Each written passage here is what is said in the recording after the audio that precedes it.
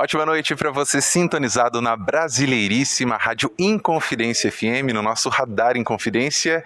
E hoje, como eu tinha prometido para você, ouvinte do Radar, a gente faz uma entrevista muito especial com o grupo MPB4. Comigo aqui, para quem está acompanhando pelo vídeo, tá o Aquiles, o Dalmo, o Miltinho e o Paulo, grandes vozes da música popular brasileira. Rapazes, primeiro é um prazer imenso ter vocês aqui comigo no Radar Inconfidência. Eu já queria viajar com vocês lá para 1967, para o Festival da Record, porque naquele ano eu sei que alguns rapazes que queriam participar do Fino da Bossa, né, e chegaram até lá. Quem quer começar falando?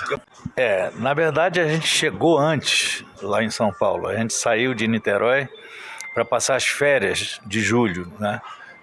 Miltinho e Magro faziam engenharia, eu era secundarista e a gente foi nas férias de julho. O Rui já era formado e trabalhava. E a gente foi na expectativa de tentar participar do Fino da Bossa. E aí chegamos lá, participamos não só do Fino da Bossa, como já entramos no primeiro festival que teve na frente. A gente já cantou Canção de Não Cantar, uma música do Sérgio Bittencourt. E em 67 foi assim o ápice da participação do MPB4 nos festivais. Foi quando a gente cantou um frevo chamado Gabriela, do Chico Maranhão, que tirou em sexto lugar. E o famoso Roda Viva, que tirou em terceiro lugar. E foi aquela catarse que todo mundo que conseguiu ver, mesmo quem não é lá do nosso tempo, que deve ter visto agora nas redes sociais, que passa toda hora isso. E a partir dali, o resto é história. E foi aí também que o Newton Travesso e o Manuel Carlos já gostaram de vocês de cara, né? Na verdade, a gente preparou um pupurri de sambas antigos para mostrar para os dois diretores do Fino da Bossa, e quem nos ajudou a preparar isso foi um teatrólogo que era muito nosso amigo, o Chico de Assis. Então, numa tarde, o Fino da Bossa era gravado à noite. Numa tarde nós fomos com o Chico de Assis lá para os bastidores da Record, e ele falou: vamos ali naquela sala, porque o Maneco e o Newton estão esperando para ouvir vocês. A gente aí cantou o pupurri. Na verdade, não éramos só nós, né, Miltinho? Tinha o quarteto em si também, tá? A gente levou reforços, nem é bobo, né? E aí eles realmente ficaram encantados e nos escalaram, porque tinha um outro detalhe. Naquela época, o Fino da Bossa tinha duas partes. A primeira parte não era filmada, não era gravada em videotape. Era só para o público que ia para o Teatro Record. Era o esquenta, e para uma segunda parte, que aí sim era gravado e ia para o ar em videotape, aquela coisa toda, levavam para as redes todas da Record.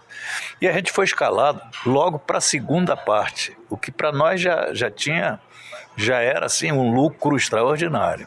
E de fato, aquele momento foi muito importante, inclusive para a música brasileira, porque naquela época a televisão gostava de música.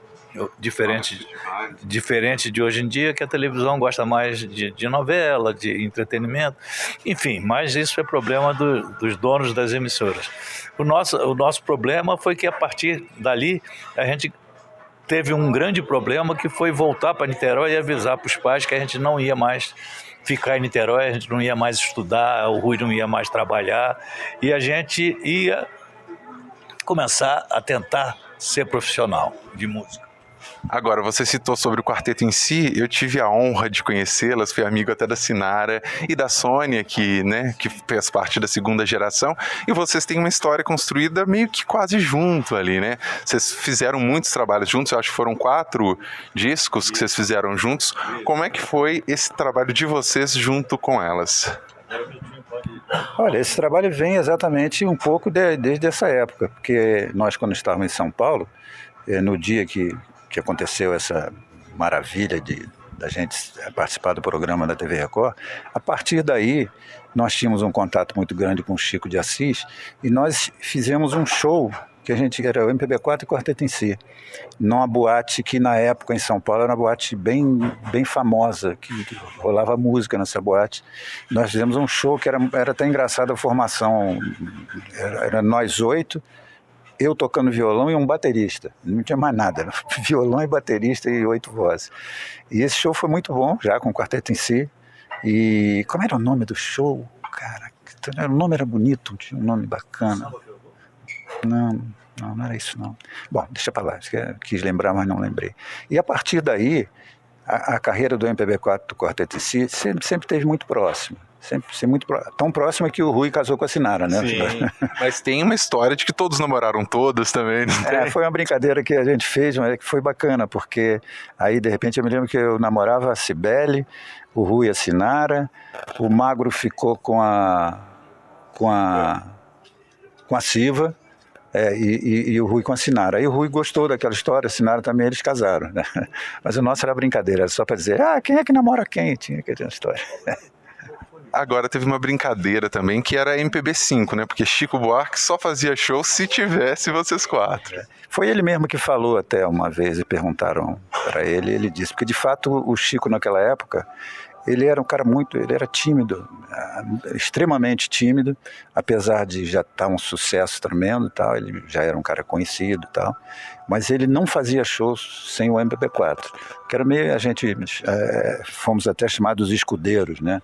A gente pegava as coisas que aconteciam de ruim e o Chico ficava ali só segurando a onda. Mas foi um tempo também brilhante. Nós, dessa época de 66 até 73, nós fizemos muito show com ele. E quando ele parou de fazer, ele começou a escrever coisas junto com a gente para o MPB4 fazer shows. Então tinha shows que a gente fez com texto do MPB4, do Chico, do Rui Guerra e do Antônio Pedro, um ator de TV, da TV Globo, diretor também. Mas Chico também demorou um pouquinho para escrever para vocês, porque eu fiquei sabendo por aí que o próprio Quarteto em Si e a Nara Leão pegaram algumas músicas, não foi? Sim, que a gente também era próximo a Nara também. Nós fizemos um show no Rio, muito bacana, que chamava Quem Tem Medo de Nara Leão. Era o MPB4 e a Nara. Show muito bacana, na Cangaceiro, um boate também, que era boate de música no Rio. Só para não ficar faltando, eu fiz uma consulta aqui, aquele show que a gente fez com o Quarteto em Si na boate chama Contraponto. Contraponto. E você citou um Maneco também, que foi um dos primeiros diretores que viu vocês, mas Maneco também trouxe muito vocês para as novelas, né? Para as trilhas das novelas. Teve uma participação importante, né? A gente teve a chance inclusive de abrir algumas novelas e participar de outras como músicas de um personagem, e as novelas do Manuel Carlos sempre foram possíveis de ter o MPB4, e isso ajudou muito, né? Naquela época, eu acho que até mais do que hoje, a audiência das novelas era enorme, né? Agora eu queria vir para o Dalmo e para o Paulo, porque vocês chegaram um pouquinho depois, né? Vocês não chegaram lá nos anos 60, mas vocês também fizeram parte de outros grupos vocais. Como é que foi o convite e essa responsabilidade também? Quem quer começar falando? Bom, em 2004, eu tinha passado um período na Bahia, né? Tinha ficado lá 13 anos gravando, mas antes disso eu era do Céu da Boca, assim como o Paulinho Malaguti, pauleiro aqui do lado também. E o Céu da Boca foi uma grande escola, né, tanto para mim quanto para o Pauleira, porque ele começou a escrever os primeiros arranjos da vida dele lá no Céu da Boca, né? Então o Paulinho era uma voz, você fazia a voz de contralto, né? Era um baixo com o Paulinho, isso, e eu era tenor, eu cantava a voz mais aguda, né? Então quando chegou em 2004 que o Rui saiu do grupo, eles começaram a pensar em substituir, né? Porque a saída do Rui foi uma saída assim, definitiva, né? Ele pediu para sair e tal. Eles começaram a procurar no universo dos cantores que cantam agudo, né? Primeira voz, primeira voz e tal. Então algumas pessoas foram sondadas, o próprio Zé Renato também do Boca Livre, mas o Zé tinha uma carreira solo e tinha o Boca Livre, né? E aí o meu nome foi aparecendo, né?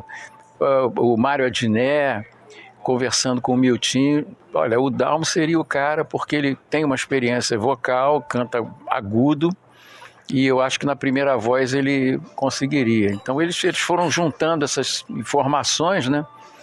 E um dia eu passei pela banca de jornal na minha rua e a primeira página do Globo estava lá, Rui sai do MPB4. Meu Deus. Eu cheguei em casa e falei para minha mulher, puxa vida, olha, isso seria uma oportunidade, eu poderia entrar para esse grupo. Pensei nisso, na hora eu pensei nisso. Falei, eu acho que eu me encaixaria nesse trabalho aí. Aí, bom, a Ângela, minha esposa, falou, que pretensão, eles nem sabem quem é você. Eu falei, não, eles sabem por causa da época do Céu da Boca e tal. A gente ia um no show do outro, né? Aí, bom, eles devem ter alguma informação, mas pô, deixa para lá. Aí não demorou uns 3 dias, eu recebi uma ligação do Magro, né? Aí, oi Dalmo, aqui é o Magro do MPB4. Aí eu comecei tremendo o telefone, né? Falei, não estou acreditando, né? Sim, o que é? Pô, você viu aí o que aconteceu? Não, vi, acompanhei, puxa, que triste, quantos anos, né? 40 anos de grupo e acontece isso, né? Pois é, e a gente chegou ao seu nome, você toparia, estaria disponível? Eu falei, tô. Não precisa perguntar 2 vezes, não. E aí marcamos um encontro, eu fui encontrar o Miltinho no lugar, no Shopping da Gávea, onde havia um café que eles chamavam de Bar do Vocal, que todo mundo de vocal ia para esse bar. Aí nos encontramos lá, o Miltinho chegou com uma... Bar do Babão. Isso. A gente ficava olhando as meninas subindo na escada rolante, assim, aquelas meninas lindas subindo assim. Exato, né? Então eu me lembro como se fosse hoje. O Miltinho chegou, eu fiquei sentado esperando, vi o Miltinho subindo, né? E ele trouxe uma pilha um pacote de CDs com partituras, letras de música. Ele falou, olha, se você topar, já tem aí uma turnê pelo Nordeste. Você tem que pegar isso aí no máximo em 30 dias. Aí eu falei, bom, a primeira voz é um pouco mais fácil porque são as melodias, né? Apesar de que a primeira voz também entra dentro do sistema da grade que o Magro escrevia, os vocais, né? E aí eu botei uma cartucheira de CD aqui e saí dando volta na lagoa com o meu cachorro, né? Eu acho que o meu cachorro acabou aprendendo todas as músicas junto comigo, né? E aí deu para fazer. Os primeiros shows foram lá no Nordeste, na terra do meu pai, inclusive, em João Pessoa. E foi metade da plateia eram parentes meus, né? Papai foi um dos fundadores da Orquestra Tabajara, né? Que nasceu lá na Paraíba, em João Pessoa, na Rádio Tabajara. E papai teve 11 irmãos, então eu tenho primos que eu nem conheço, né? Então os meus primos se incumbiram de lotar metade do teatro. E assim fui, que estou aí fazendo 21 anos de MPB4. Graças a Deus. 21 anos, muita história. O Paulo é o mais recente, né? Quero saber um pouco também sobre como é que foi o convite para a sua entrada. Eu já estou há 13 anos no MP4. Entrei em 2012, que foi o ano que o Magro faleceu, né? E a mesma coisa, a gente já tinha uma ligação. Eu cheguei a fazer arranjo pro um disco do MPB4, que era de Djavan e Ivan Lins, né? Fiz arranjo para Dinorá. E, quer dizer, o Magro já me conhecia como arranjador, tal, do Céu da Boca e tal. E a gente também jogava bola juntos, assim, numa pelada que tinha lá na Barra, assim, o Miltinho e o Rui jogava também. Então a gente tinha uma proximidade, assim, né? Miltinho foi ver também o Arranco de Varsóvia, que é o meu grupo atual, vocal, assim, né? E aí, enfim, rolou esse convite, eu fiquei muito honrado, imagina, uma responsabilidade imensa, assim, de substituir o Magro, que é o arranjador, que era o diretor musical, basicamente, do conjunto, né? E foi, acho que tá dando certo, né, meu amigo, até agora, né? Pra mim é uma honra incrível estar aqui no MPB4 e viajando, conhecendo o amor que as pessoas têm pelo repertório do MPB4, pelo som do MPB4, sabe? É um negócio precioso mesmo, que eu tenho muito orgulho de participar. Agora, hoje em dia a gente vê poucos grupos vocais, né? Como o MPB4, poucos vieram depois e poucos também deram certo. Vocês veem alguém hoje na música que pode dar jus ao que aconteceu nos anos 60, nos anos 70 da música? Olha, eu acho que tem aparecido. Eu tenho visto alguns conjuntos vocais, inclusive conjuntos femininos, muito interessantes. Tem um conjunto que eu não sei, Amarantos. Amaranto. Que é muito bacana. Tem um conjunto que são 4 meninas, do Amaranto são 3 só, mas tem um conjunto... Eu acho que essa coisa não para, não, vocal é meio cachaça, sabe? As pessoas gostam. Tem o Ordinários, né, que é um grupo também que faz muito parecido, que eu digo inicialmente, com o que era o Céu da Boca, sem instrumentos. E eu penso que os cariocas, desde o nosso tempo que a gente era super fã dos cariocas, do Tamba Trio, mesmo com a coisa vocal bem menos, vamos dizer, intensa da parte do Tamba Trio, né? Mas a gente ouvia o conjunto Farroupilha. Eu acho que o vocal não para no Brasil, não acaba não. Eu acho que cada vez mais as pessoas adoram cantar juntos, tem muita gente que gosta. Falando em cantar juntos, vocês vão cantar nesta sexta-feira com os irmãos Cleiton e Cledir, que vocês também já têm uma história longa aí, né? Quem pode falar um pouco? Posso falar? O Cleiton e Cledir, quando a gente foi gravar um disco chamado... Quer dizer, ele não era chamado Vira Virou, foi um disco que foi feito em 1980 e a gente tinha gravado num disco anterior uma música do conjunto Almôndegas, né, que fazia parte o Cleito e o Cledir. E eles foram apresentar, nós pedimos música a partir do que tinha gravado a música do Almôndegas, né? E a gente pediu ao Cleito e ao Cledir que mostrasse música pra gente. Eles mostraram 2 músicas, mostraram várias e nós escolhemos 2 delas. Uma era o Vira Virou. E aí era um momento em que o Brasil estava dando uma virada política importante, 1979 para 80, né? Abertura total, o clima estava um clima de euforia, de alegria bacana no país, tal. E o nome Vira Virou era um nome não só importante para o MPB4, que estava dando uma virada também, né, de repertório. A gente tinha ido para Ariola, para a gravadora Ariola, que era uma gravadora que estava fazendo muito sucesso, iniciando com Chico Buarque, com Marina, com Simone, lançando vários artistas, estava no auge. Nós chegamos com esse disco e o Vira Virou rebentou mesmo.